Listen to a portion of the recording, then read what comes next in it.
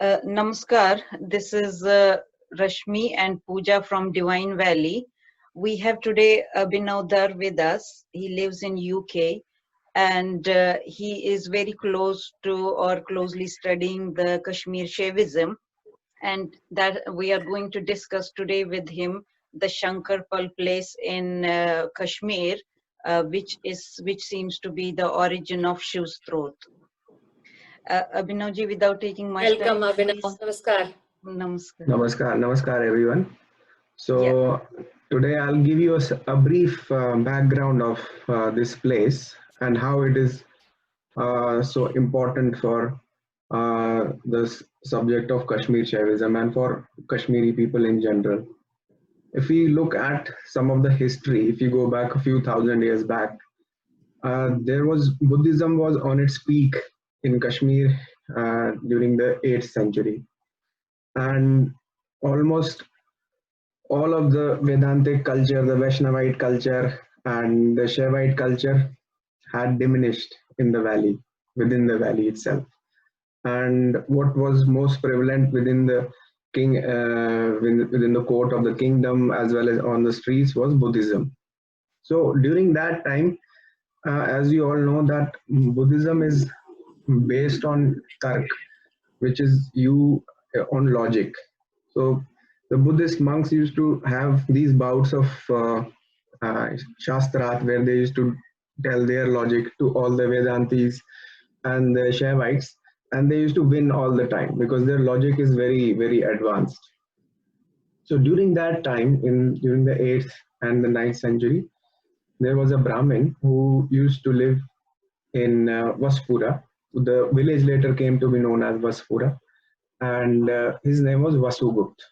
So Vasu Gupt Maharaj is also in one of the our lineages of guru and disciple. He's one of the well-known masters of Shaivism of that period. So Vasu Gupt at that time used to always think that during when he's in samadhi, he sees, he experiences something different from the Buddhist logic of Buddhism, where they always say that there is no Paramatma, but he always experienced that there is, but he couldn't articulate that into words. So was he practicing Buddhism as well? No, he was practicing Kashmir Shaivism. So he was a Shaivite, devout Shaivite devotee and practitioner, as well as he was a teacher as well. But he was unable to, because over the last thousands of years, a lot of text was also had disappeared and it wasn't there. So he didn't have he was not able to convince the Buddhist, lamas of that era and all the Buddhist teachers and the students, like what he's experiencing. So they would always lose in the debates. They would always lose. So one day he was very, very much disturbed, and he said that I can experience it, but I'm not able to explain it to others. So he, with that, with that kind of an attitude, he went to deep sleep. So when he slept, he saw Lord Shiva in his dream, and Lord Shiva told him, like, why are you crying? You shouldn't cry. And if you need, I'll explain you everything. And he said, what should I do? He said, you should go to this particular place, and there is a rock there, and you will find all your answers on that rock. So he woke up immediately, and he realized that, he has had darshan of Lord Shiva, and he has given him some task to do and go to this particular place. So he went along the riverside, and next morning he reached that particular place and saw a huge, massive rock there. And now then there are few different stories as to what happened after that. One version of the story is that he touched the rock and it turned. So it's a massive rock. It's like turned in the sense, sorry? It overturned.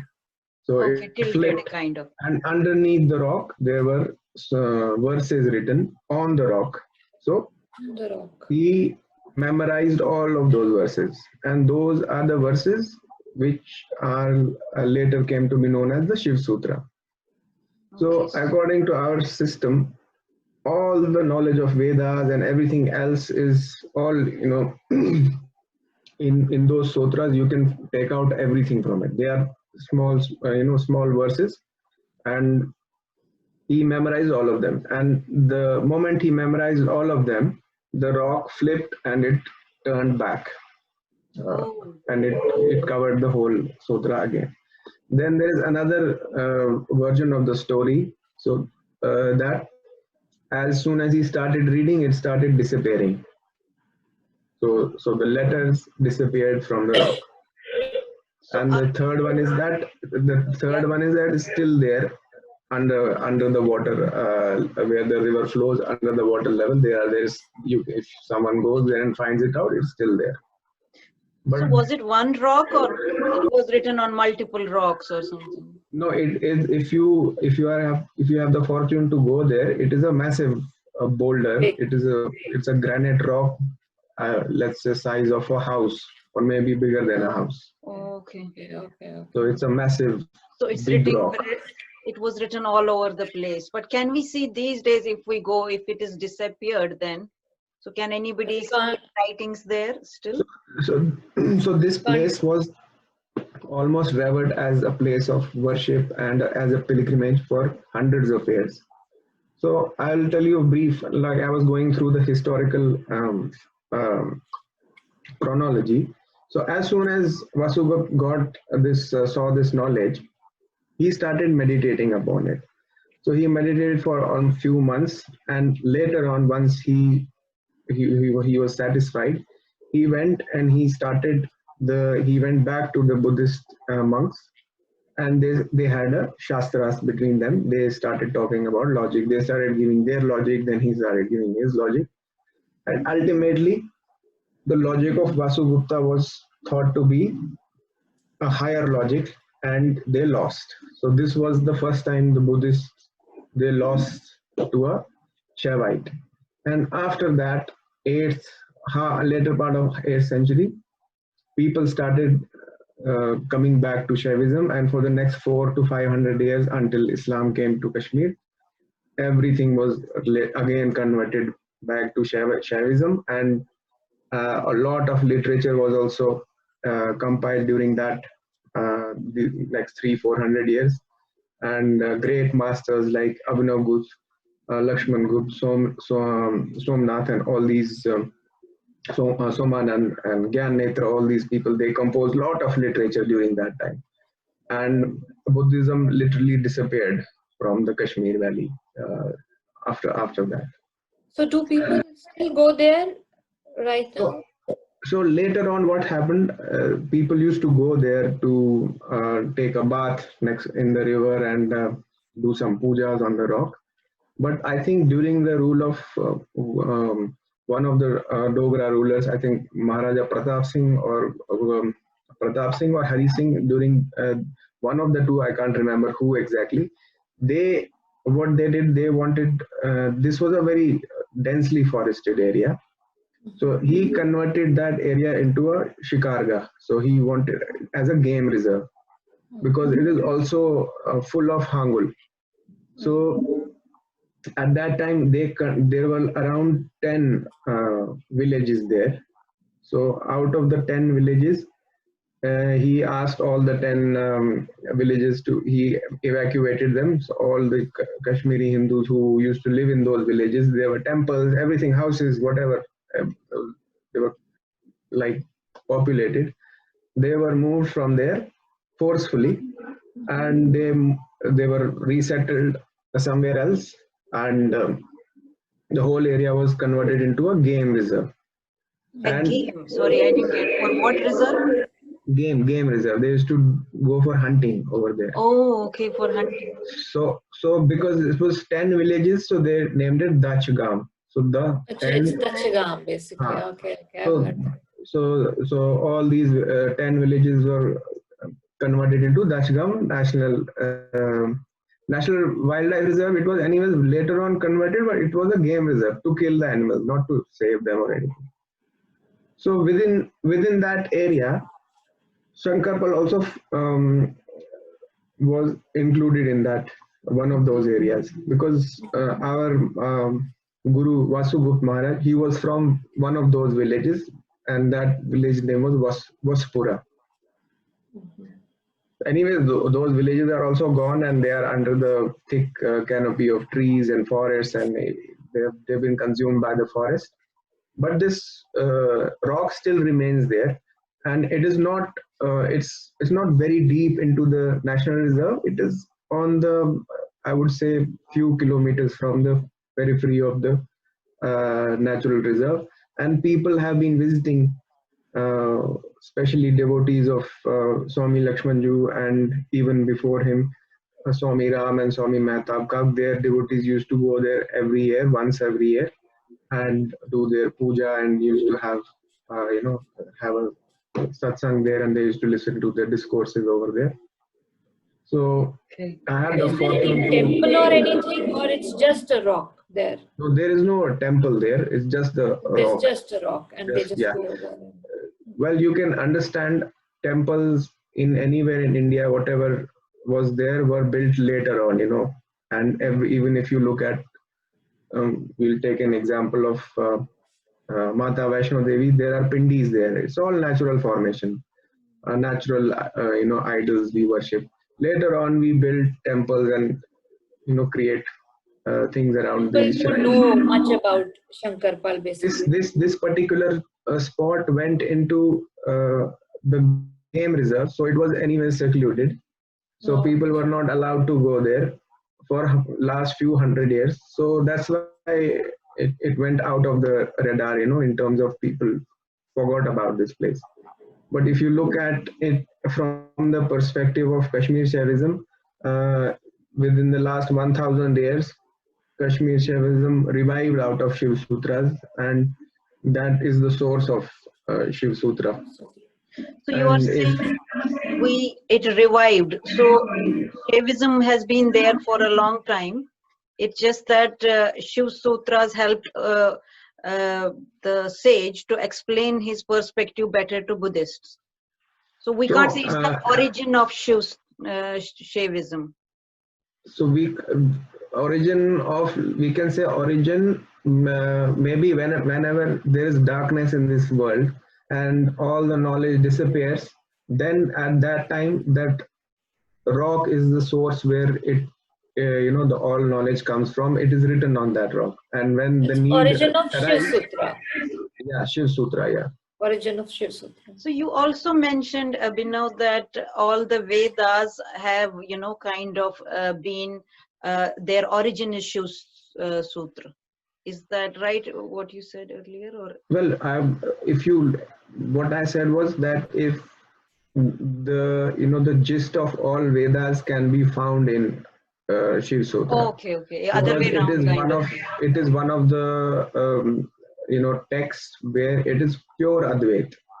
If you look at the different school of thoughts within Indian philosophy, we have Advaita in the south as well, but Kashmir Shaivism is pure Advait. There is nothing. It is the purest form of Advait Shiva philosophy. And also from this sutra came another school of thought, which is called Spandakarika, which is popularly known as Spand, which is called vibrationless vibration.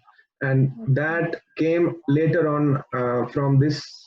It was hidden in the sutra. The Spand was hidden, so it also came out of.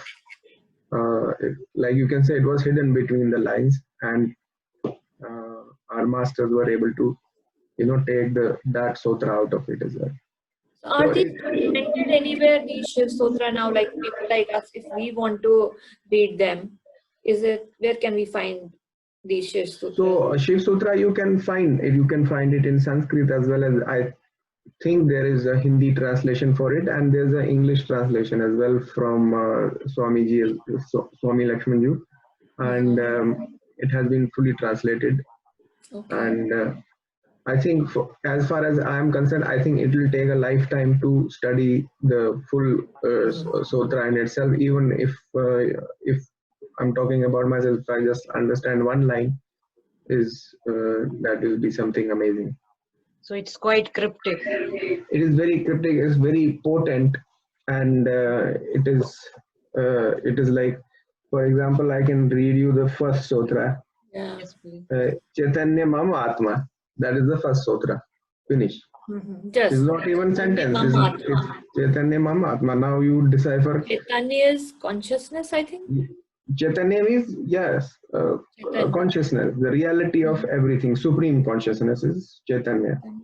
So my Atma.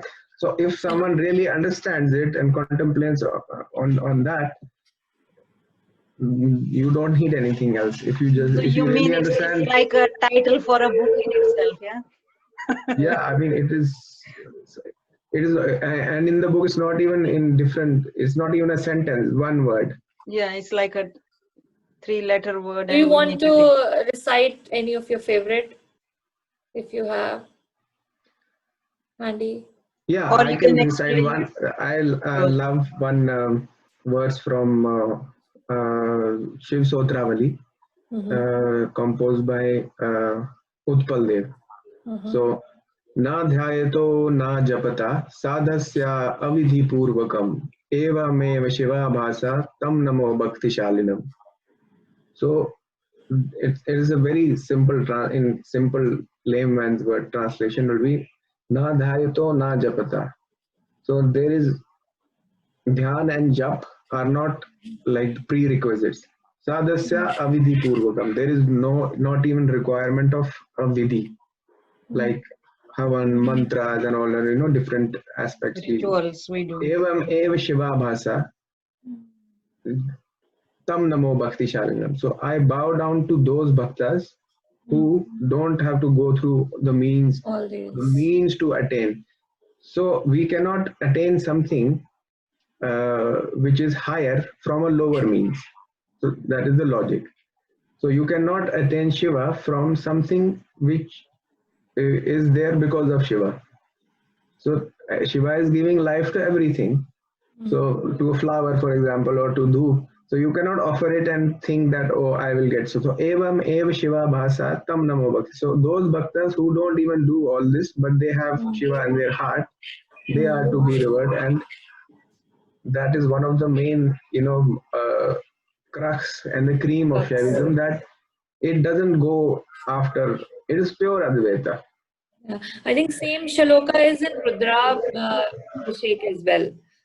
It must be. Yeah, it's similar, exactly similar. And these, some of these shalokas were composed when Maharaj Utpal Dev would go into his in ecstasy.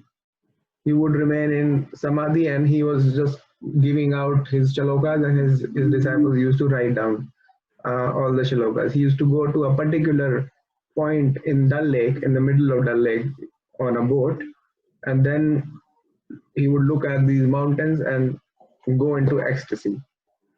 And he wouldn't even bother to write. He would just speak, and his students used to immediately write, and that's how they compiled many sutras, which have been compiled into Shiv Stotravali.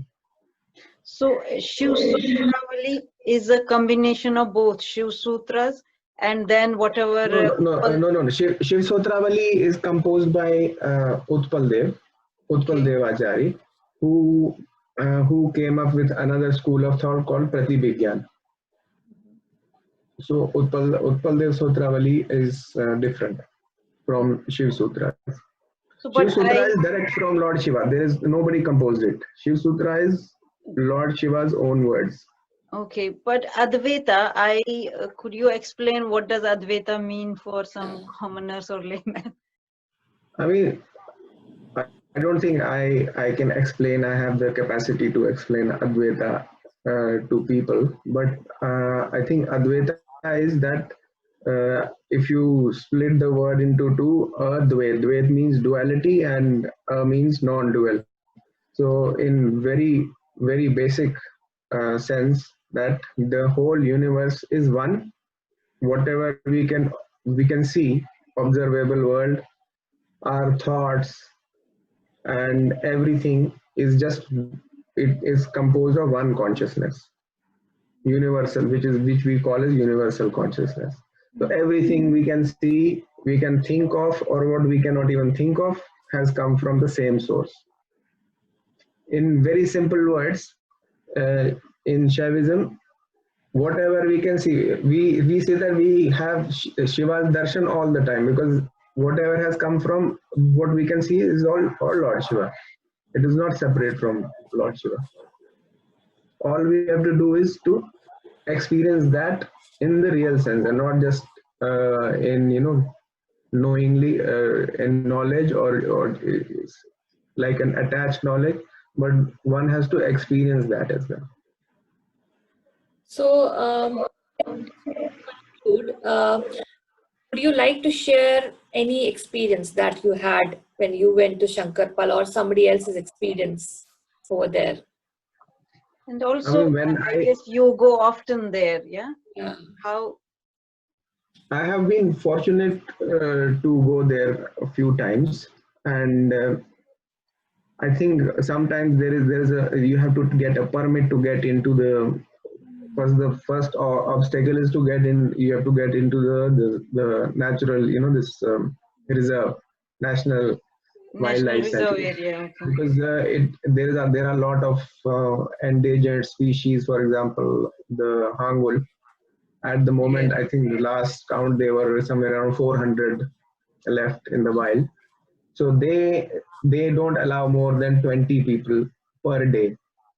So Oh. there is a limit on it, Okay. and you have to apply for the permit, and all the all the government faff you have around it, and then they do not promote it as a Shankar Pal as a place of religious importance or anything, because of the the political situation in the valley. So you have to go there, and plus you should also know where you are going. So you have to walk from the entrance point to this place where the Shankar Pal is situated. So But if there, you have is yeah, but a lot of Swamiji's disciple, they have been there and they know where the spot is. And over the last few years, I have seen a lot of Western scholars and students who have been there, who managed to reach there and been there and done their puja and okay, so been paid their tribute there and went there. definitely. I personally think that place has very special vibrations, and it has very important value. Anyone who doesn't even understand anything can, even if they go and sit there for some time, will get a lot of benefit. So you want to, like, just to conclude, your experience or anybody else's experience over there?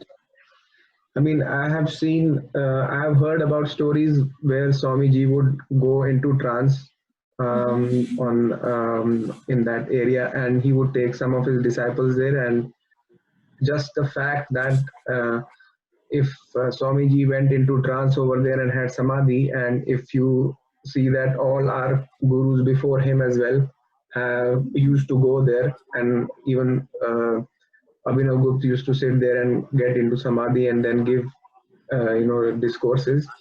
Even that fact is in itself is so important that anyone would go. There's one verse called Bhujangavat Dharala Sankraman. It's like if one of the person is getting into samadhi, then the other will also. It's simple logic. Like Contagious type, yeah? yeah, it's contagious infection. Yeah, it's like infection. So if one can get it, other will also get. So So, it is that's how important that place is. so then, don't you think that as a, Kashmir, as a place, or for the people of the Kashmir, the government should have, declared it as of spiritual importance, or what can be done if it's not like that? First of all, I think it is not only important for Kashmir Valley, it is also important for All rest of Shivites. India and for the whole world, Yes. because such a site from where we have got tremendous amount of knowledge should be a World Heritage Site. It should be a Okay. world recognized as a World Heritage Site, and people, it should be protected, and people should be allowed to go and visit this site. So that is very important. So I think then what we are trying to say here is, I think that's what is the purpose of Divine Valley. We want to find all these places which are hidden somewhere and which commoner doesn't know about, so that we can, not only from the religious importance, but as a spiritual or historical significance, like you said, it should be made as a World Heritage, center kind of thing. So do you think there can be anything done from us or anybody else, or should it be brought to government's notice so that they can take action on it? I think once people start visiting Valley, as soon as things get better, everyone should make a point that everyone should have this place in their itinerary to go and visit.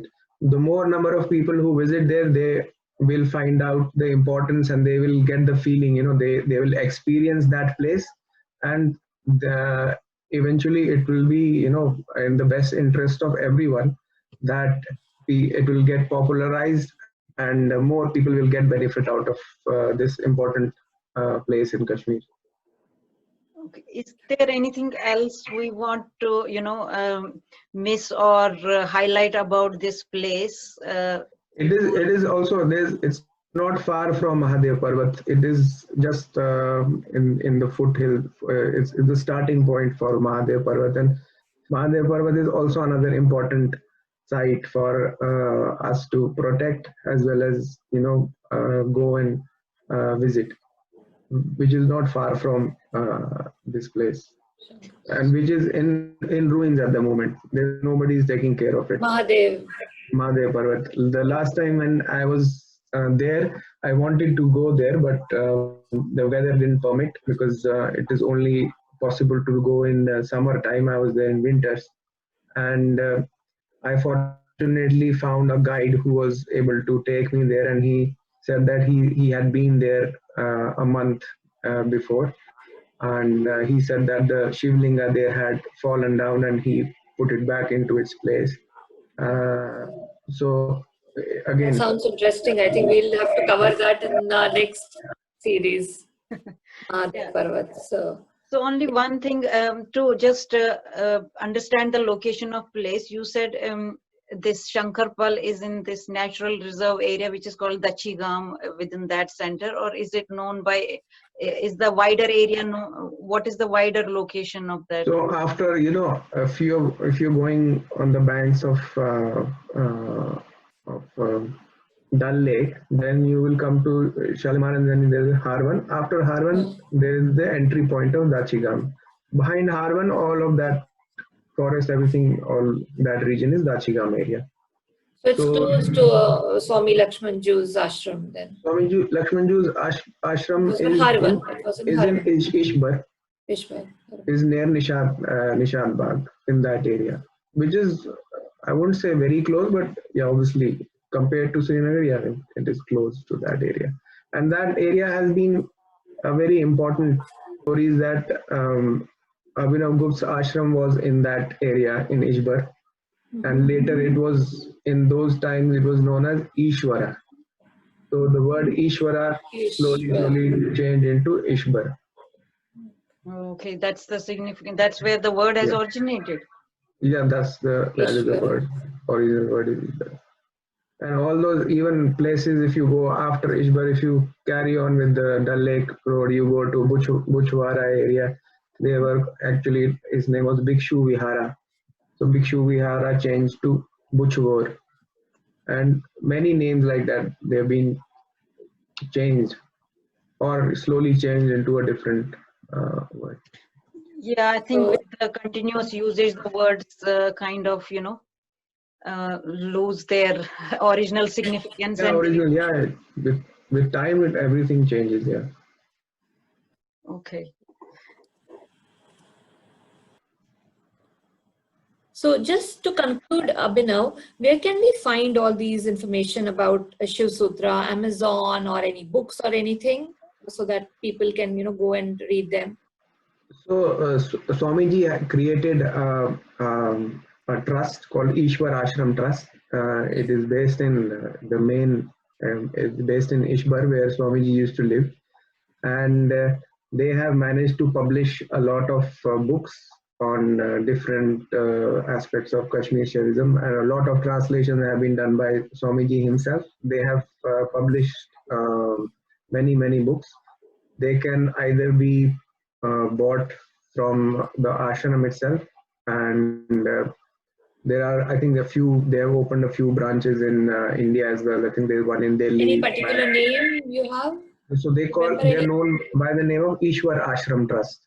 Ishwar Ashram Trust. Ishwar Ashram, yeah, Ishwar Ashram Trust, and they have a website as well, Ishwar Ashram website, and books can be organized from there. I mean, you can send them a request, and they can send you the books. So we'll include few links in these videos as well, so that we can share those links. So thanks so much, Abhinav. Yeah, thank you, Abhinav, for. And if anyone has any comments or any questions, they can put it in the comments, and we can ask Abhinav to answer those. Yeah, we can easily, if somebody has any questions, they can put it in the comments, and we can get those answered. No problem. Thanks for having me today. Thank you. Thanks for. You're welcome. Thank you very much.